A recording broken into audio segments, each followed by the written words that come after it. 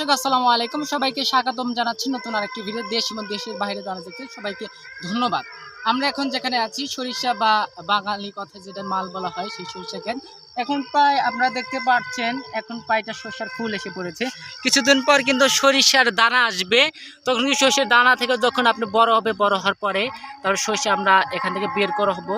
আপনি বেশ কিছুদিন সময় লাগবে, প্রায় এখন যতটুকু সময় হয়েছে 1-1.5 মাস হয়েছে, প্রায় 1.5 থেকে 2 মাস সময় লাগবে আমরা সরিষা দাঁড় করে।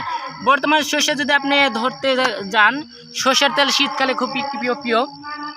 আপনার শরীর ভালো রাখার জন্য অবশ্যই সরিষার তেল যদি গায়ে মাখেন তাহলে কিন্তু সরিষার তেল খুবই উপকারী একটি তেল, এবং খাওয়ার জন্য কিন্তু অনেক উপকার। আপনি যে সয়াবিন তেলটা খান সেটা কিন্তু শরীরের জন্য প্রচুর পরিমাণ ক্ষতি, যার মধ্যে আপনি সরিষার তেলের মধ্যে প্রচুর পরিমাণ ভিটামিন পাবেন এবং শরীরের জন্য অনেক ভালো। তো আপনারা যারা শহরে বা থাকেন সরিষার তেল ব্যবহার করেন, অবশ্যই সরিষার তেল ব্যবহার করবেন এবং সেটা খাবার হিসাবে ব্যবহার করে থাকবেন। সবাইকে ধন্যবাদ জানাচ্ছি, সবাই ভালো থাকবেন, ধন্যবাদ, আসসালামু আলাইকুম।